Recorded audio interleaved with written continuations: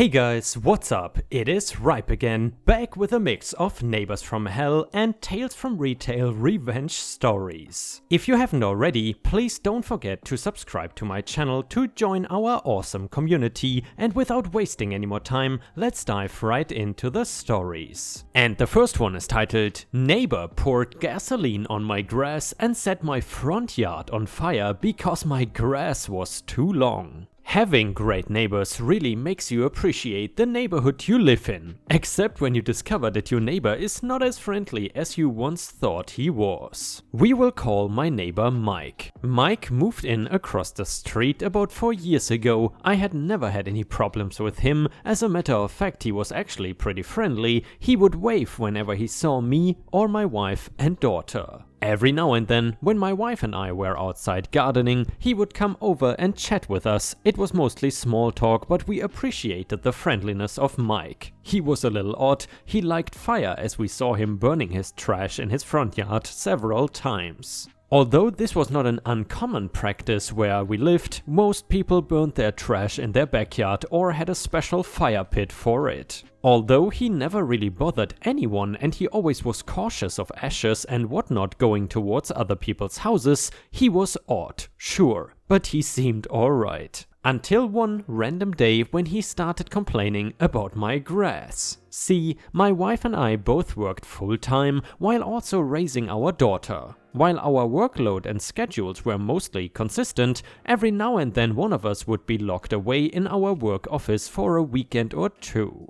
And that was the case a couple of months ago, except it was both of us. Our normal weekend routine consisted of doing some yard work and other stuff around the house. My 5-year-old daughter loved being outside and the weather where we lived was pretty nice, so we spent a lot of time outdoors. Except, since both my wife and I were swamped with work, we had neglected our front yard a little bit. It was nothing crazy, the bushes and plants were not overgrown, but the grass itself was starting to look like it had received a hair transplant. Well, one day when I got home from work, I was surprised to hear that while my wife was home, sometimes she worked from home instead of staying at her office all day, Mike from across the street came over to make some small talk.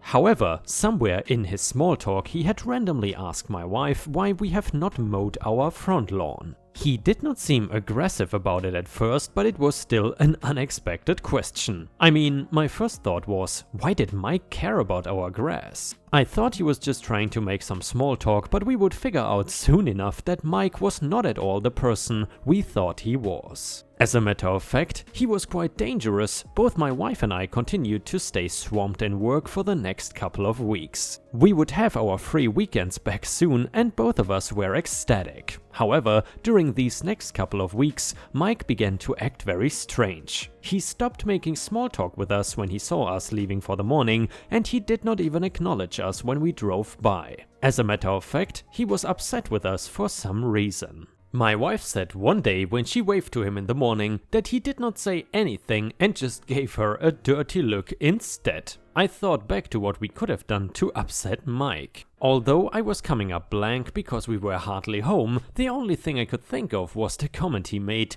asking us when we were going to cut our grass. If I remember correctly, this was the last thing that I remember Mike saying to one of us. But for the love of God, he could not be upset about our grass, right? My wife had even told him we had been so busy with work and even joked we should hire a gardener. But guess what? Turns out that this is what Mike was mad about. Remember how I mentioned my wife and I were excited we were going to start getting our free weekends back? Yes, no, did not happen. We would in fact be spending the next several months dealing with police investigations, insurance agents and lawyers. Because Mike had decided to light my yard and house on fire. My wife was picking us up some lunch and I was getting ready to take my daughter outside as we were finally gone to get some yard work in. However, as I was approaching the backyard door, which was a sliding glass door which I could see through, I could not help but notice the strong smell of smoke, like something was burning. Well, just a quick look through the glass door and there was Mike with a gas can and a pack of matches.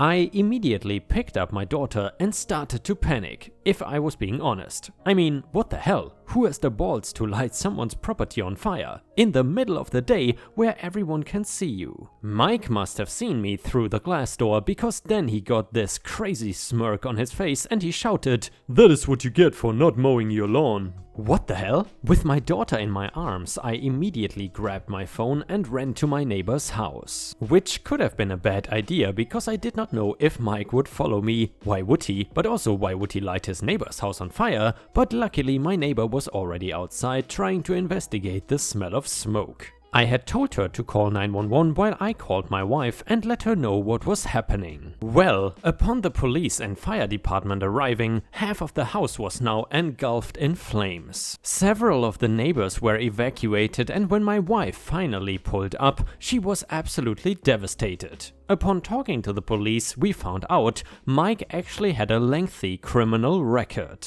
I was so shocked. I did not even know what to say. He had even served time for a voluntary manslaughter charge, as well as arson. This was the guy I was living across all this time. Mike confessed everything to the police right then and there, knowing that he could not run from the fact that he had a criminal record. My house, my yard, and everything was destroyed. My daughter's tricycle was also destroyed in the fire, but luckily the neighborhood had come together and bought her a new one. We have been staying with a friend who also has a daughter our age while our house gets rebuilt and fixed. Let me tell you, dealing with insurance, police and everyone else involved has not been fun at all. But in the end, we got our justice, because Mike was found guilty on arson charges and is waiting for his sentencing. Who would have thought? And ripe stars, I'm curious, have you ever had a neighbor that at first seemed like a super nice person, a really reasonable one like Mike,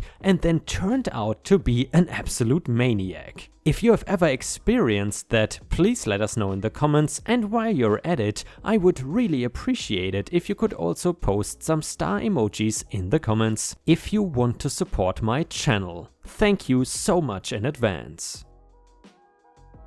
The next one is titled Worst Customer Ever. Some background for those who have not read any of my other posts. I, 20+ male, work in a health food store in Israel. I am currently middle management, but at the time of this story, I was just a cashier and shelf stocker. It is also important to know that lately, one of the nearby neighborhoods has been filling up with French immigrants, most of them religious people looking for homes in the Holy Land. Most of them are nice enough, I have no issue with them, this is an exception though. Day 1. One afternoon, as I am reorganizing a section of the store, an old lady, FL for French lady henceforth, comes up to me and starts asking me something in French. I smile politely and say both in English and Hebrew that I apologize, but I don't speak French and thus cannot help her. FL in Hebrew: I don't speak Hebrew or English, so you have to help me in French. Me: I'm sorry, but as I said, I don't speak French. FL huffs and walks away. I am later told by my coworkers that she went through the same conversation with all of them as well during this time. About half an hour later, I'm at the register with my direct supervisor and great friend that we will call Mike, fake name. When FL comes to check out,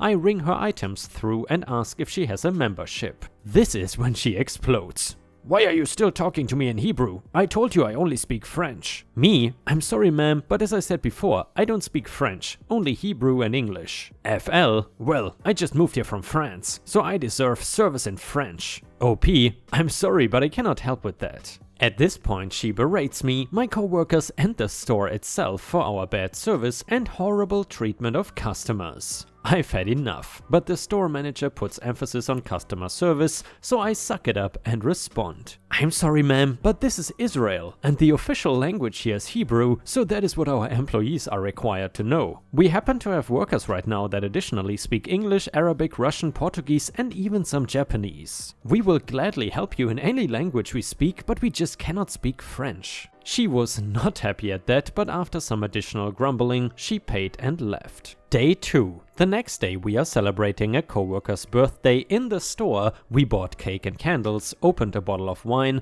and were singing happy birthday when she walks in and interrupts to ask for the manager, M, from now on. M goes to the side to speak with her, and it is very clear that they are talking about me, as she is staring and pointing right at me.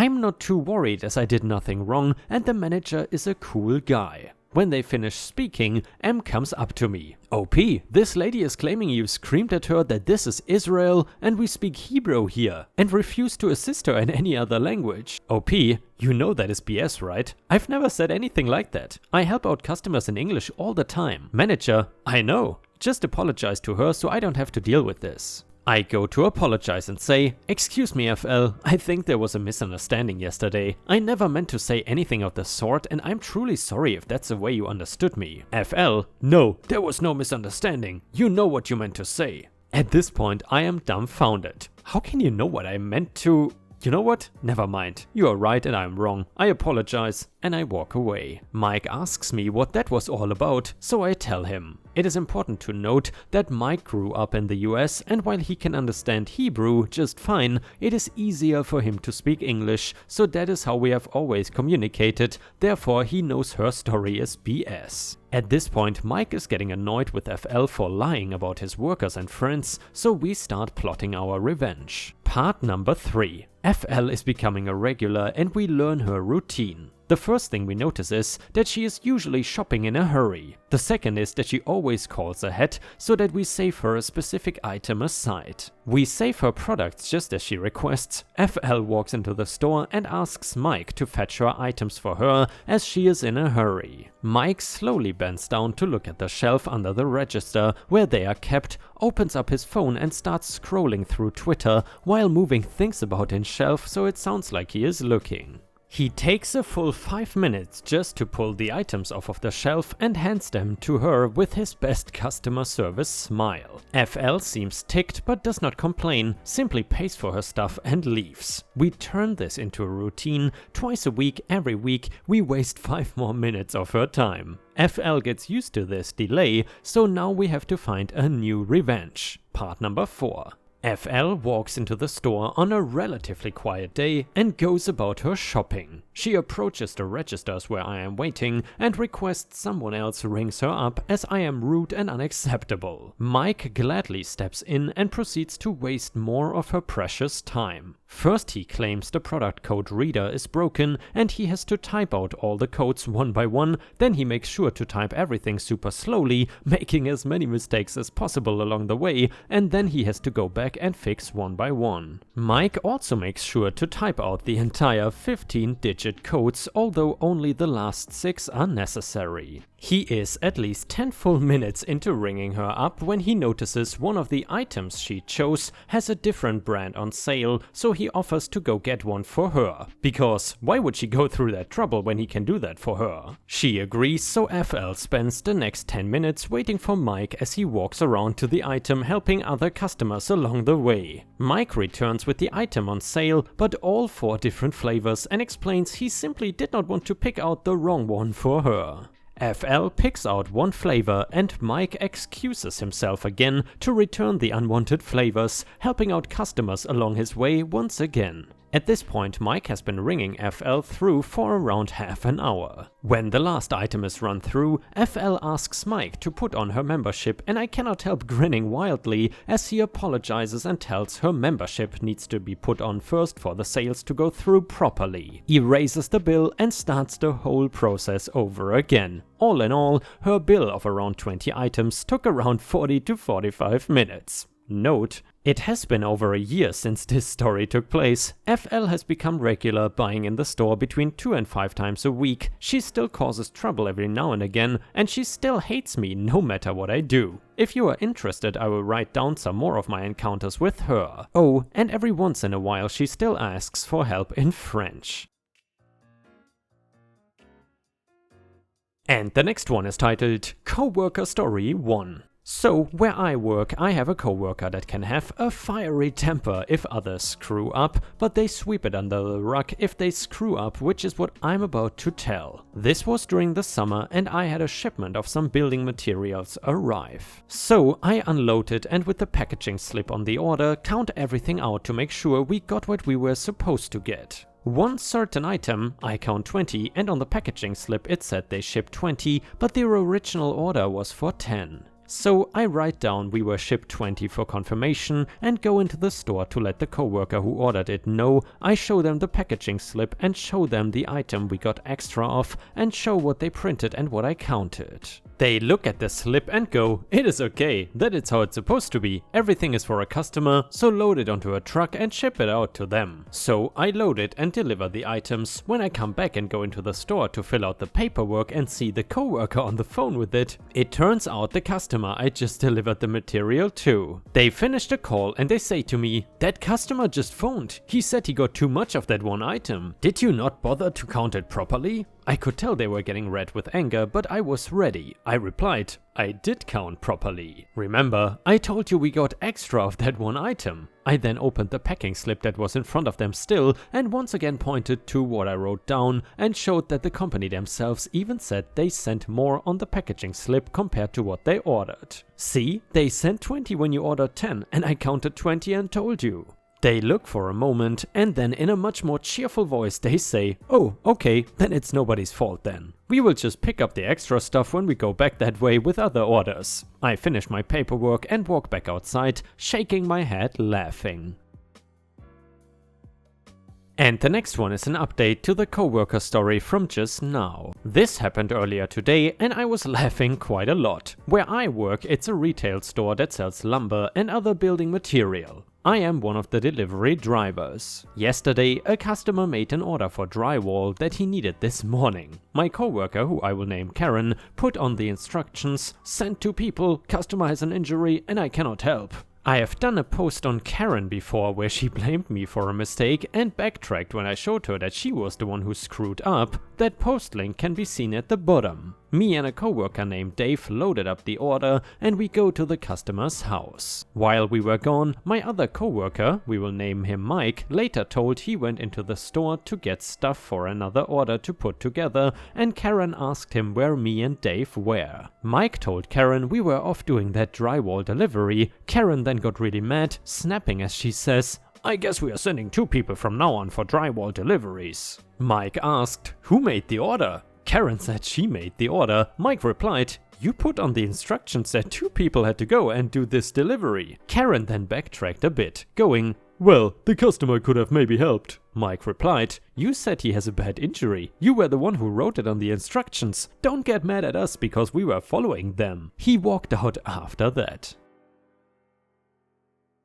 And ripe stars, with this we have reached the end of the video. However, if you still cannot get enough of my content, then I would highly suggest to check out my endless binge watch playlist, which will soon show up in the left corner of the screen. In addition, I would really appreciate it if you could not only subscribe to the channel but also turn on the bell notifications, which you can do by clicking on the little bell icon right next to the subscribe button. This will help my channel tremendously and this will make sure that you don't miss any of my videos. Furthermore, if you want to see additional ripe content that I don't post on YouTube, then I would suggest to head on over to patreon.com/ripeyoutube for more than 50 exclusive videos that you will not see anywhere else. Thank you so much for your amazing daily support and I hope to see you again tomorrow.